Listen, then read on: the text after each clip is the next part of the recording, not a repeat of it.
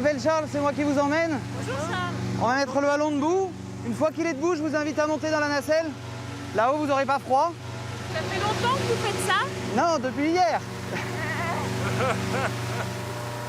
Pour leurs 20 ans de mariage, Laurence et son époux Joss s'offrent un week-end dans la vallée de la Loire, avec survol de la région en ballon. Comme dans les avions, pas de distanciation, mais le masque. Ces Lyonnais partagent la nacelle avec un autre couple.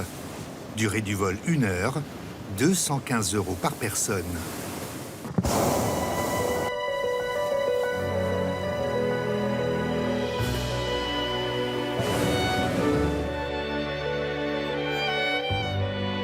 C'est magnifique. Cheverny d'en haut, c'est encore mieux que Cheverny tout court. Cheverny, château du XVIIe siècle, rendu célèbre par Tintin. Hergé s'en est inspiré pour dessiner Moulinsart. Petit château qui est devant nous là-bas. Le château de la Cistière, juste en dessous. Une demeure privée, cachée dans la forêt de Chambord, qui ne se dévoile que vue du ciel. Au total, sur ces terres de Sologne, une centaine de châteaux et manoirs à 30 km à la ronde. Aux commandes, Charles Arétuse, originaire de Blois, pilote de Montgolfière depuis 15 ans. Il y a plein de pays dans le monde où c'est beau. Dès qu'on est en l'air, c'est toujours beau. Mais pas forcément aussi varié que cette région. Ici, c'est la diversité. Il n'y a pas un vol où on voit pas des belles choses. Les joyaux de la Loire. Cheverny, mais aussi Chambord, Chenonceau, Blois ou Amboise, la plus grande concentration de châteaux en France. Plus de 1000 en tout dans le Val-de-Loire, petits ou gros, privés ou ouverts au public. La Loire est le plus long fleuve de France, avec ses 1000 km de rive, des monts de l'Ardèche jusqu'à l'embouchure près de Nantes. Le plus sauvage aussi. Aujourd'hui, les bords de Loire se réinventent grâce au boom du tourisme à vélo. Franchement là, ça commence à être un peu dur. Grâce à des chefs étoilés qui réhabilitent les poissons du fleuve, carpes, mulets et autres barbeaux. J'adore parce que personne ne travaille ces poissons. Aujourd'hui, c'est des poissons qui ont été complètement délaissés, dénigrés. Grâce aussi à de jeunes châtelains qui n'hésitent pas à bousculer les traditions. 10 millions de visiteurs par an dans la région. Des adeptes du patrimoine, mais aussi d'une nature enchanteresse qui se découvre au fil de l'eau. Et des habitants passionnés qui font de la Loire une destination de plus en plus prisée.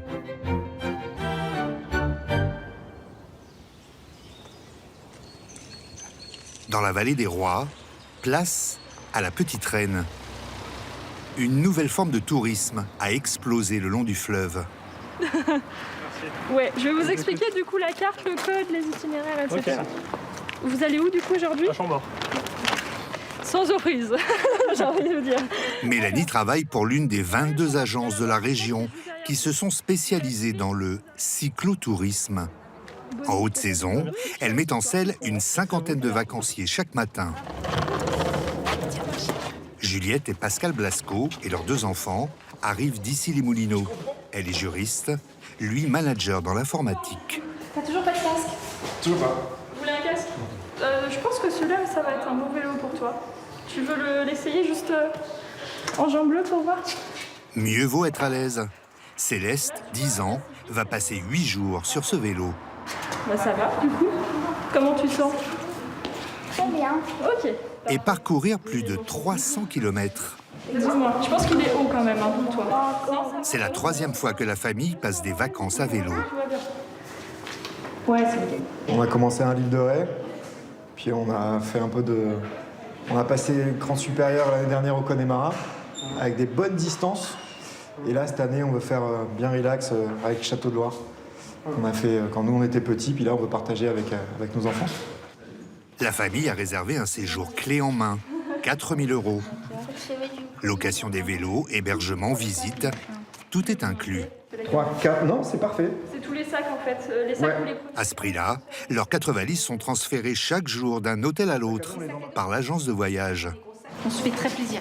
Ça coûte aussi cher que de partir à l'étranger 15 jours. Ouais. Nous, les doigts de pied en éventail au bord d'une piscine avec plein de gens, on n'aime pas. Ce qu'on aime, c'est être tranquille dans la verdure, au bord de la mer, au bord d'un lac. Ce qu'on aime, c'est être tranquille en fait en vacances. Et on paye la tranquillité. Et le confort. Allez, c'est parti. Le cyclotourisme a battu des records cet été en Val-de-Loire. Plus 34% de fréquentation par rapport à l'an dernier. Destination du jour pour cette famille, Cheverny, avec une halte à Chambord. En moyenne, ils vont pédaler 40 km par jour. Une seule chose n'est pas fournie par l'agence, le sens de l'orientation. Regarde, Cheverny, c'est là. Et là, il dit Cheverny, tournez à droite. Donc je pense qu'on est quelque part par là. On vient de la Blois. On est là. Le chemin, excuse-moi, c'est le plus direct pour la Chambord. Petite dispute familiale. Parce que là, on passe par des chemins. Filmez. Si on essaye là, de toute façon, au pire, on revient en arrière. Exactement. C'est pas très grave. Il y a 25 ans, seuls quelques Anglais ou Hollandais venaient pédaler où ils pouvaient, dans la région. Sur la campagne, là. Pour attirer plus de monde, une véloroute est aménagée en 1995. 900 km de pistes cyclables. Depuis, les bords de Loire attirent plus d'1 million de cyclotouristes chaque année.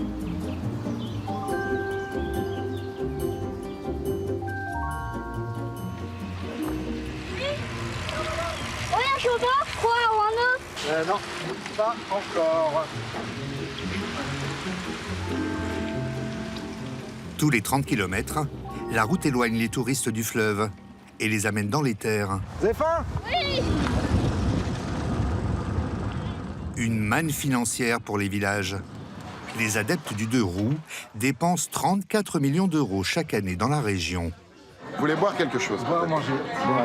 Oui, boire et manger, absolument. Donc voilà, le principe c'est que des produits locaux et artisanaux. Donc on a petites terrines qui sont faites à Montlouis, lapin, volaille. Qu'est-ce qui te plairait? Sanglier, s'il vous plaît. Oh, et un petit fromage de vache. Ouais, Et un petit fromage de vache. Et là, on est pas mal. Et là ça va changer. Allez, hop. Chaque cyclotouriste dépense en moyenne 80 € par jour. Après l'effort, le réconfort. 25% de plus qu'un automobiliste. Une aubaine pour Stéphane, 53 ans, ancien opticien à Blois. Et les petites glaces artisanales. Tac. C'est une bonne tête, ça. Alors, ça doit être les caramels blancs. Et le classique. Il y a 3 ans, il a eu l'idée de racheter un local municipal désaffecté sur la véloroute, à Saint-Dié-sur-Loire, 1000 habitants, pour en faire le bistrot vélo, le routier des cyclistes. On est juste sur la Loire à vélo et le tracé passe ici pour aller à Chambord.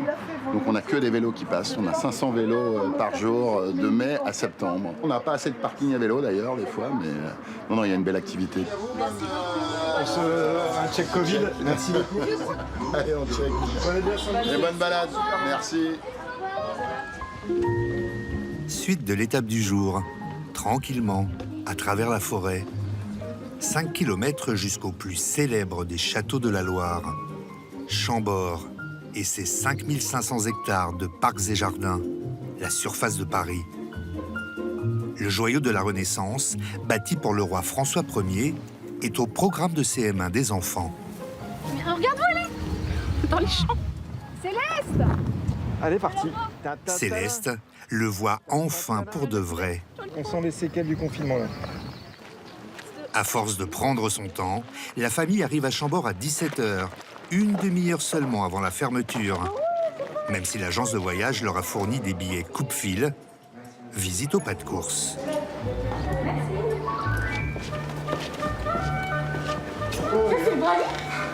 Il y a la salle du trône de l'autre côté. Ah, mais si on allait voir la salle du trône. Voilà. Il nous reste 19 minutes.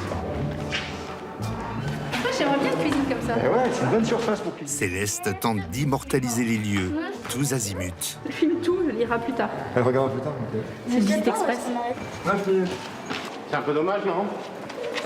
Oui, mais bon, la vie est longue, hein. On reviendra.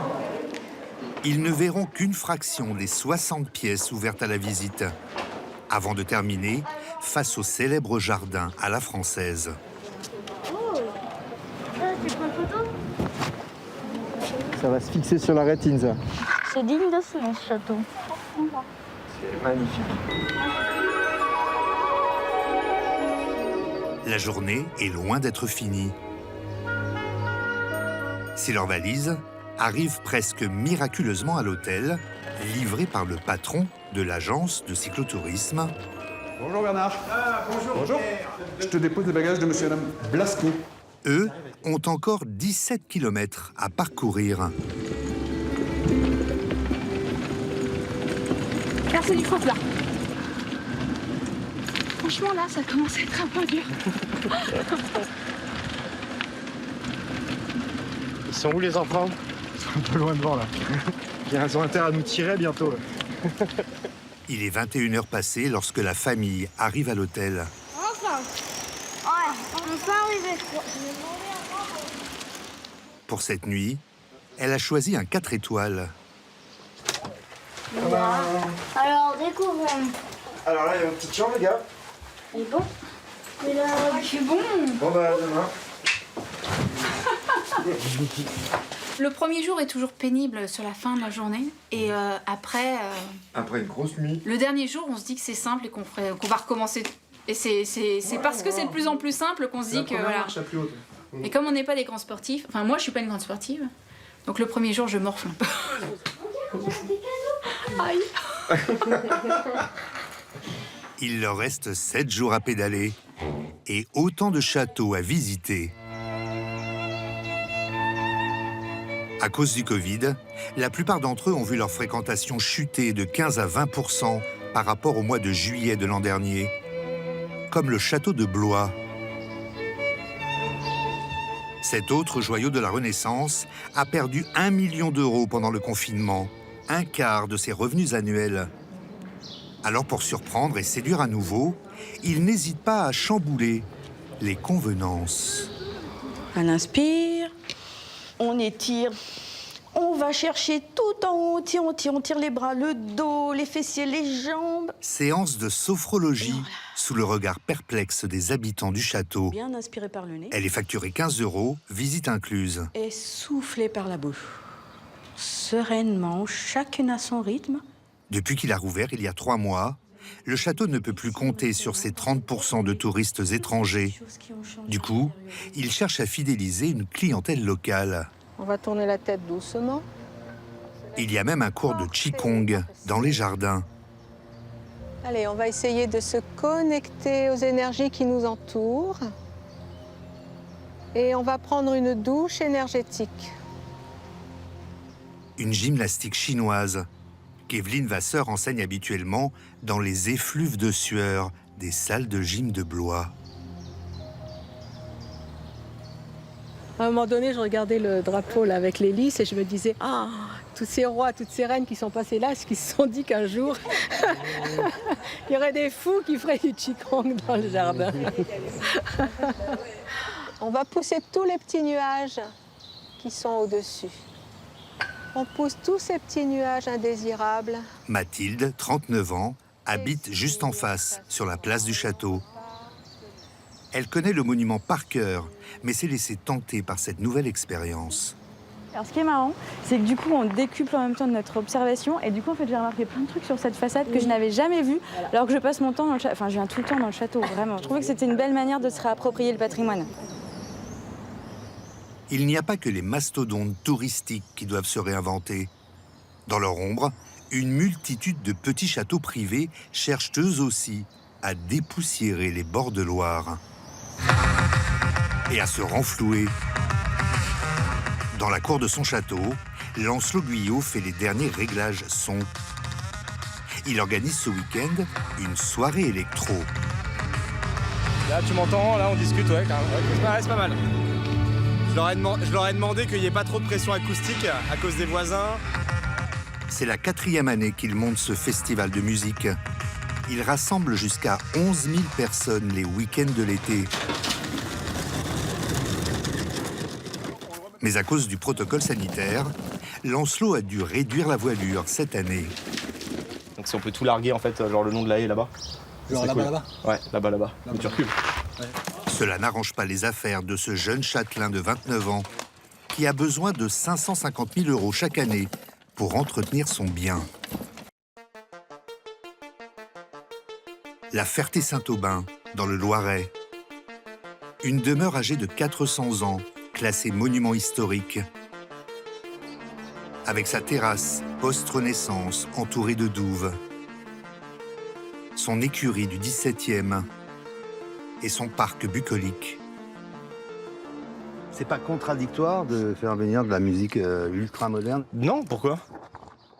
Bah, c'est un vieux, beau château et ça peut... Et alors, la vie continue et le château doit vivre avec son temps. Et surtout, en fait, moi je reste convaincu que c'est la meilleure façon de passer ces monuments aux générations futures, c'est de trouver des nouveaux modèles économiques, des nouveaux événements. La pression est forte.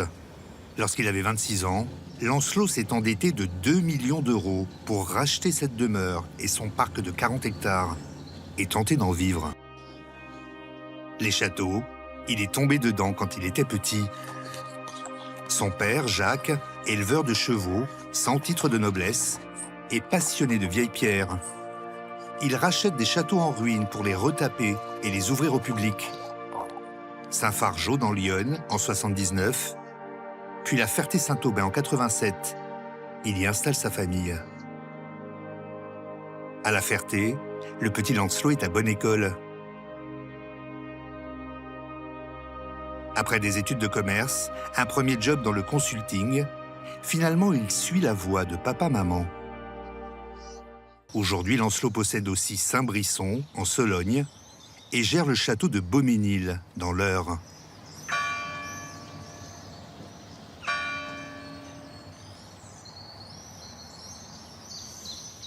Il y a 2 ans, il rachète à ses parents la Ferté-Saint-Aubin. C'était le jour de la signature. Je pense que mes parents étaient plus émus que moi. Moi, j'ai pas réalisé tout de suite. Pour moi, c'est très important de pas avoir cette étiquette aussi fils à papa, que j'aurais pas supporté, je pense. Malgré tout, moi, je sais qu'il y a certaines personnes qui me la collent, mais en tout cas moi, du coup, ça me permet d'être droit dans mes baskets et de dire voilà, bon bah, je suis endetté de 2 millions d'euros. Je sais que j'en ai pour 20 ans, 30 ans, 20 ans. Bonjour mesdames, bonjour messieurs. Bienvenue à La Ferté, pour ceux que j'ai pas vu tout à l'heure. La Ferté accueille 60 000 touristes par an. Mais avec la crise sanitaire, Lancelot a perdu 50% de clients et 250 000 €, un tiers de son chiffre d'affaires annuel. Il faut savoir que Ferté, en vieux français, ça veut dire place forte. C'est pour ça qu'on retrouve pas mal de Ferté quelque chose. À chaque fois, c'était des villages qui se constituaient en fait autour d'une ancienne place forte. Pour tenter de sauver sa saison et se démarquer de ses prestigieux concurrents, il redouble d'imagination. Visites privées, escape game. Si vous voulez bien me suivre à l'étage, s'il vous plaît, pardon. Et même un Cluedo, grandeur nature. Venez, direction le salon. Monsieur Landois a été poignardé de 17 coups de couteau.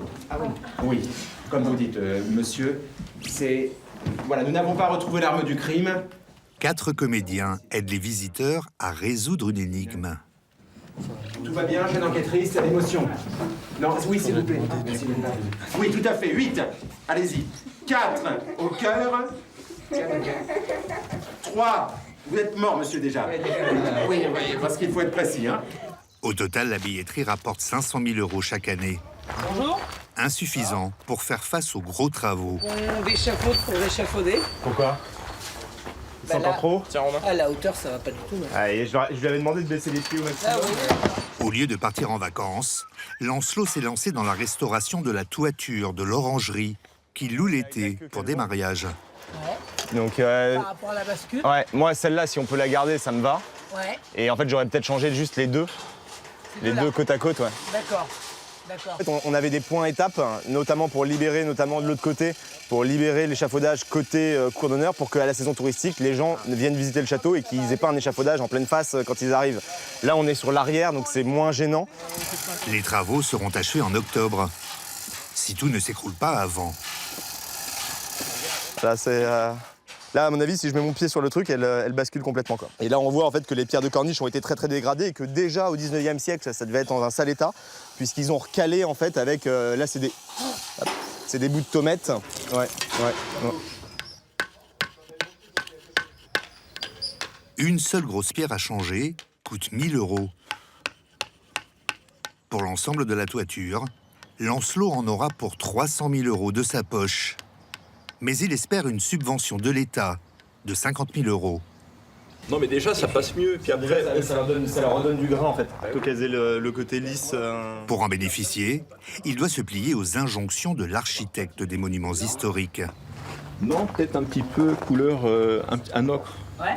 Hein, un ocre jaune, peut-être un ocre rouge, j'en sais rien, un peu saumonné, pour que ça arrive moins en avant. Voilà. Mais c'est pas mal. Et André Drozd, spécialiste des châteaux de la Loire, est intraitable. On verra après. Allez, on grimpe. Allez, je vous suis. Moi, normalement, j'aurais dû... J'ai pas regardé. C'est un peu votre défaut, ça, les joints. Hein, là, vous mettez des joints un peu trop forts. Hein, là, ils sont gros, ceux-là. Mais bon. Par contre, ce qui serait bien, c'est de virer tous les joints de Vassy. Monsieur Drozd, c'est quoi votre rôle quand vous venez ici? Savoir si les travaux sont réalisés dans les règles de l'art. Voilà. Et alors le problème, c'est que parfois sur les monuments, on a des entreprises qui ne sont pas complètement spécialisées. Donc il y a des petites finesses qu'il faut leur apprendre, notamment les joints qui sont un petit peu gros. L'inspecteur des travaux finis rendra son verdict d'ici fin octobre. Lancelot vit dans la partie privée du château. Quand il reçoit ses amis, c'est dans l'ancien salon de ses parents. Ah, ça, je m'en occuperai. Déco années 70, resté dans son jus. Toute son énergie, il la consacre à faire vivre son château.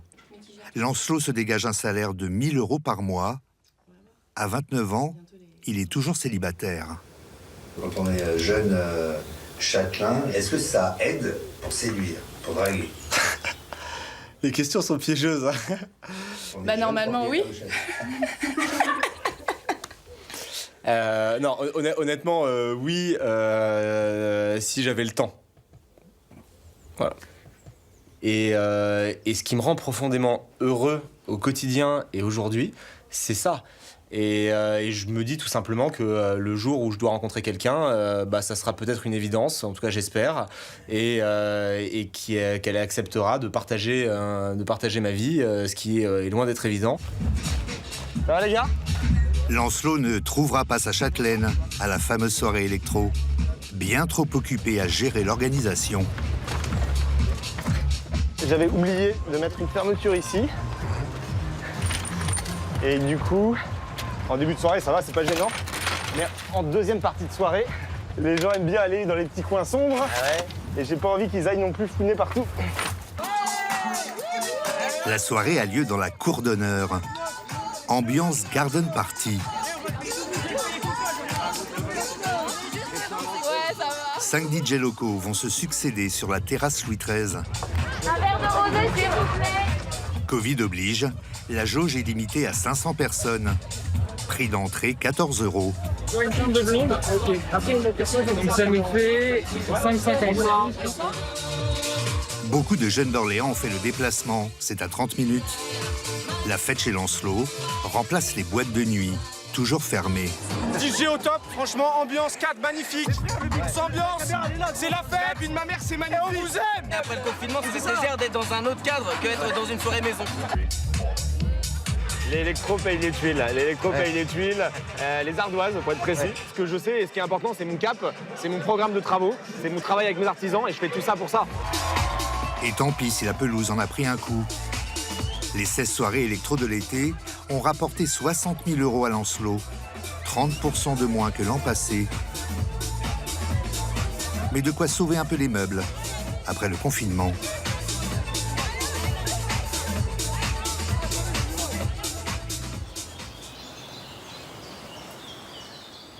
Loin des boum-boum de la fête, le temps suspendu. Perdu sur la Mayenne, l'un des affluents de la Loire, près d'Angers, le refuge secret de Michel, 72 ans, batelier. Ça tangue pas trop? Non, bah c'est calme ici. Là. Michel possède l'une des dernières tout cabanées, un bateau traditionnel à fond plat, un bateau à tout faire. Il transportait poissons, sable, sel jusqu'à la fin du 19e siècle. Michel en a fait son petit nid sur l'eau pour les week-ends. On va voir le petit café. Alors là, il y a un lit qui se plie, qui fait canapé. 2 places? Alors 2 places, bien sûr, ça coule de source. Ici, les toilettes. J'ai ma copine qui vient de temps en temps, c'est agréable le matin. Mais souvent, je pars tout seul. Je préfère être seul. Au moins, ça me permet de réfléchir un petit peu, puis d'être vraiment tranquille. Né sur les bords de Loire, à Angers, ce passionné du fleuve a eu 1000 vies. Il faut que je pousse parce que... Mécano-garagiste, guide-interprète en Laponie, pilote de bateau-mouche. Son plaisir depuis la retraite, voguer sur la Loire et ses dizaines de cours d'eau. Le grand amour de sa vie. Alors la Loire, je la compare à une femme. Imprévisible, chiante par moments. Et qu'en fin de compte, on sait, des fois, on ne sait jamais comment la prendre. Des fois, elle est haute, des fois, elle est basse. On zigzague entre les bancs de sable. Et il y a un charme. C'est jamais la même chose. Ça, c'est la différence entre les rivières et ce fleuve, la Loire, qui est magique. Il y a 10 ans, Madame, surfant sur la vague du tourisme vert, Michel a monté avec sa fille Audrey un petit business de balade en gabar, un autre bateau traditionnel. Audrey, tu veux enlever le bout à l'avant sur le mât? Audrey, avant, était secrétaire dans une entreprise de housse de siège pour poids lourds. Moins sexy que de naviguer sur la Loire. Les cordages, ils sont dégagés. Après 3 semaines de formation, elle a passé son permis de pilote de gabar et s'est lancée dans l'aventure avec son père. Ok, donc bienvenue à tous à bord de la Bohème pour cette soirée. Donc on est parti de Bushman et on va aller maintenant jusqu'à Bébar en Loire. Je vais commencer par vous servir une petite coupe de crément et je vous souhaite une très très bonne soirée. Merci. C'est régional, ça fait pas de mal. Ça pourrait faire un bon slogan. Oui, c'est clair, c'est pas mal. Ça fait du bien? Ouais, ça fait du bien. 10 clients à bord. Ils ont payé 45 € pour cet apéro. 2 heures de promenade jusqu'à la tombée de la nuit. Merci. On appelle comment? Attends, là, s'il faut pas. Il suffit jamais d'aller très loin pour trouver son petit côté de bonheur et de pouvoir décompresser en fait aussi. À la barre, Michel gère les sautes d'humeur de ce long fleuve pas si tranquille. Courant, banc de sable mouvant, à peine 20 cm de fond parfois, ne navigue pas qui veut sur la Loire. On va d'un bord à l'autre. Hein. Tout droit, non. Sur la Loire, on ne le fait jamais. Hein. Il faut zigzaguer, il faut savoir lire la Loire. Ouais, tous ceux qui naviguent sur la Loire, ils sont tous retrouvés bloqués sur un banc de sable. Et comment on s'en sort? Avec un râteau, on ratisse en dessous, on met une passerelle pour faire un courant qui va au nez du bateau, puis petit à petit, on tourne le bateau. Ouais, un jour, je suis resté bloqué 2 jours.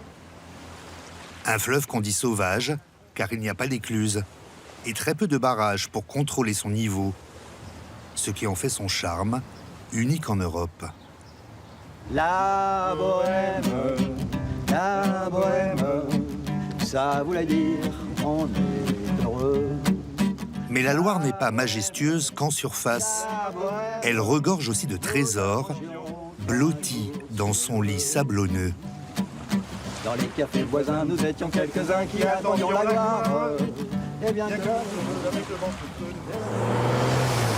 Seuls les initiés savent les dénicher. Le chef 2 étoiles, Christophe Hay, a mis les poissons de la Loire à l'honneur sur sa carte. 2 fois par mois, ce natif de Vendôme part pêcher aux aurores. Moi, c'est toute ma vie et toute mon enfance, la pêche. C'est quelque chose que j'ai pratiqué de façon assidue, puisque du coup, j'ai fait des concours de pêche quand j'étais jeune. Pêche à la ligne, donc j'ai été champion cadet de pêche au cou en Eure-et-Loire. Christophe rejoint Sylvain Arnoux. Salut les garçons. Son fournisseur officiel. L'un des 30 derniers pêcheurs professionnels sur le fleuve. Sylvain possède une concession longue de 20 km qu'il loue à l'État. Le bateau zigzague d'une rive à l'autre pour remonter ses 4 filets posés pendant la nuit. Il n'y a pas d'eau là. Combien d'eau là? Ah bah, y a rien, regarde. On compte en centimètres ici. Et ça, c'est un aspe. Un aspe. Et c'est un poisson qui est super intéressant, en fait, qui est méconnu, mais c'est une chair qui est vraiment très ferme. C'est un poisson carnassier. C'est un carnassier sans dents. Il n'a pas de dents, il gobe, lui. La chair, nous, je trouve qu'elle est similaire à la chair du brochet une fois cuite. Hein, ça fait vraiment une chair ferme, blanche, serrée comme ça. Aspe, mais aussi carpe, brème, barbeau, silure, mulet. Christophe en achète 10 tonnes par an pour 80 000 €. Des poissons d'eau douce qui n'ont pourtant pas bonne réputation. Oh, on a loupé un silure. Non, il est là. On entend toujours « Ah, les poissons de rivière, c'est dégueulasse. » Parce que ça a de l'arête. Attention. L'arête, c'est vrai que c'est un inconvénient. Mais je peux vous dire que les poissons d'eau douce, ils ont une finesse de chair que certains poissons de mer n'ont pas. Aujourd'hui, la Loire, on a un fleuve qui est libre. Et du coup, les poissons, ils évoluent, on le voit, hein, sur le sable et les galets. Donc on n'a pas du tout de poissons qui ont ce goût terreux ou vaseux. Ce matin-là, Christophe rêve d'attraper le poisson de son plat emblématique, la carpe à la Chambord. Tu l'as ou pas? On va déchirer le filet. Ah là là, elle a déjà passé la tête. Ah, c'est barré. C'est barré? Ouais.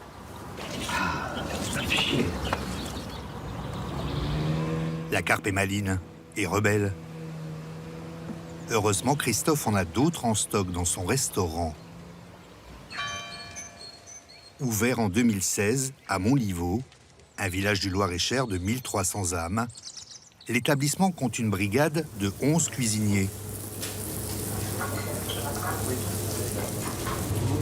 Au menu, caviar de Sologne, mais aussi mulet de Loire fumé au tilleul, décoré de pastilles de radis. Des recettes du terroir qui ont valu au chef Christophe d'être doublement étoilé l'an dernier. Ils ne sont que 2 dans la région. Voilà la bête. La carpe, c'est vraiment un poisson qui est doux, en fait. Là, c'est une miroir, donc on a quelques écailles sur le dos. Et tout le reste, c'est de la peau. Hein. Une belle bête de 8 kilos. Préparer une carpe n'est pas une mince affaire. La chair, elle est magnifique. Là. Christophe, fils de boucher, formé chez Paul Bocuse, a mis 5 mois à apprendre l'art de désarrêter les filets. On remonte là et on réincise. Voilà. Ça, c'est superbe. Hein. On a des reflets arc-en-ciel dessus, c'est très très beau. Et là, on est en pleine chair, quoi. Voilà, donc là, on arrive dans la partie du dos où il y a le plus d'arêtes. Là, on entend.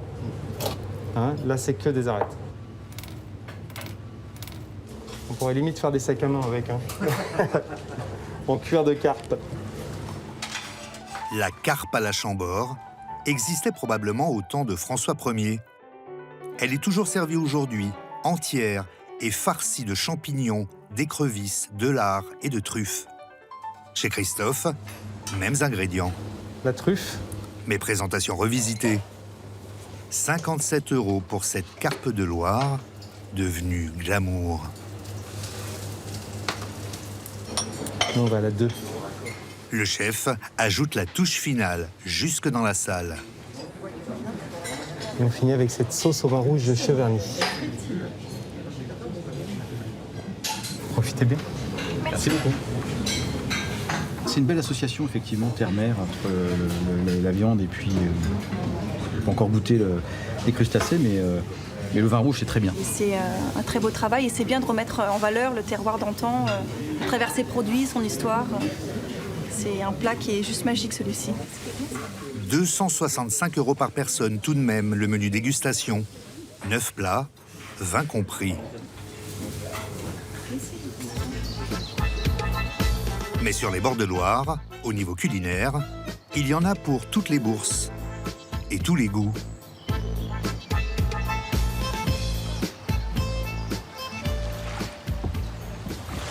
Ah, ça fait du bien là. Florent et Thierry, 2 copains, et leurs enfants, s'offrent régulièrement une petite virée sur le fleuve. On a fait 20 km hier et une dizaine aujourd'hui. Ils ont organisé leur périple pour arriver à midi pile chez Jojo, l'une des dizaines de guinguettes installées en bord de Loire. Bonjour. Avec la calculatrice pour faire l'édition. Ah bah, fallait les premiers, soyez les bienvenus chez Jojo. Ces marins d'eau douce habitent à quelques kilomètres en aval.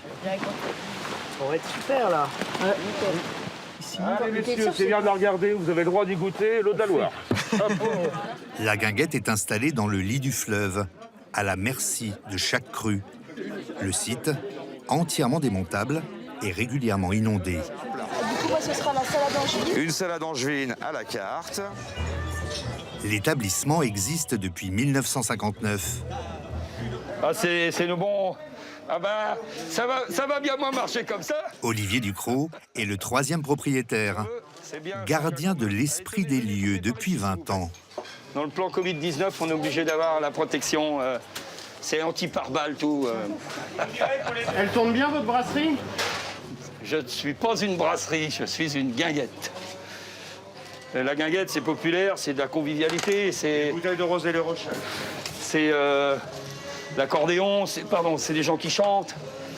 C'est ça, la guinguette. Autour d'une bonne table, si tu arrives à avoir les trois, le site, la bonne table et la convivialité, avec la musique, bah, c'est le succès des guinguettes.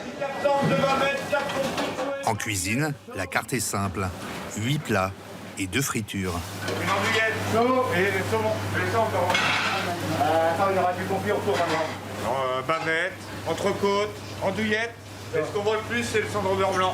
C'est ça. Ça, c'est un classique aussi, ça. Ah, ça, c'est le grand classique du bord de Loire. Ça, c'est les anguilles sauvages de France. Ouais. 24 € pour les anguilles. Les bavettes sans sauce. Et 15 € pour la bavette. Ce midi, 110 couverts à servir en 1h30. La cantine, vaut mieux vous avoir en photo, je vous dis quand même. Vous faites votre choix, messieurs. Un petit apéritif. Jean-Yves et Kiki connaissent la carte presque par cœur. Et moi, je vais prendre un cendre au beurre de framboise. Alors, un cendre au beurre de framboise. Ces instituteurs des Côtes d'Armor n'envisagent pas de vacances d'été sans une halte chez Jojo. Ça fait combien d'années que vous venez ici? Oh, ça dirait quoi, plus de 10 ans.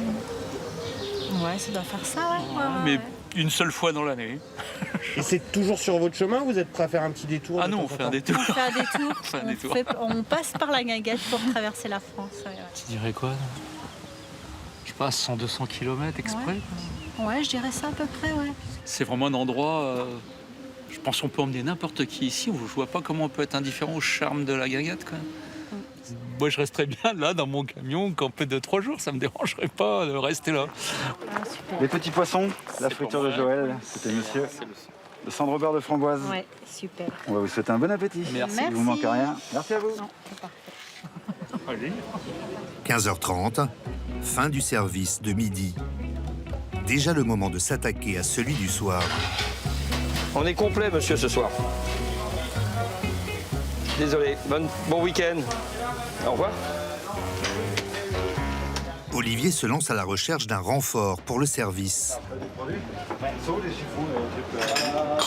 Si on a une personne en plus, ce serait pas mal. On a l'habitude d'envoyer du lourd, mais c'est pour soulager l'équipe. Puis non, ton gars, tu l'as eu ou pas? Non, ouais, il est pas dispo, sinon je dois en chercher un deuxième. Dommage, ouais, parce qu'on est... ça va nous booster ce soir. Ouais. Bon, bah écoute... Je vais trouver un deuxième et puis puis je te rappelle. Ok, ça marche. Bon, bah, c'est cool. Au bout de quelques coups de téléphone, Jessica, 42 ans, habituée des boulots d'appoint dans la vente ou la restauration, répond à l'appel. Je trouve les numéros de table. Donc je t'explique. On part de la table de 2 là-bas. C'est son premier extra ici. Les petites tables carrées, elles ont des lettres. D'accord. Fais un tour, je veux que tu te repères. Ouais. Ok. Ça marche. Merci la biche. Elle a 10 minutes à peine pour s'habituer au lieu. Mon Dieu. Eh ma chérie, allez, bienvenue chez Jojo. Ouais. Ce soir, la guinguette atteint sa capacité maximale, 150 couverts. En 20 minutes, le restaurant est complet. Putain, on est chauffé. Là, j'ai un coca, 3 sauvignons. 4 saucissons, olives, là, 105. Ça marche.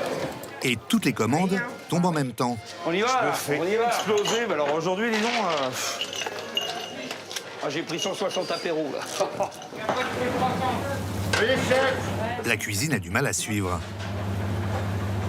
Moi, j'ai la A11 et 12, chef. La 21, chef. Ralentissez un petit peu en salle, s'il vous plaît. Pour sa première soirée, Jessica ne commet aucun impair. Et pour faire patienter les clients, la guinguette va dégainer son arme secrète. 20 ans de thé dansant dans les doigts. Annie et son accordéon sont là chaque week-end et jours fériés.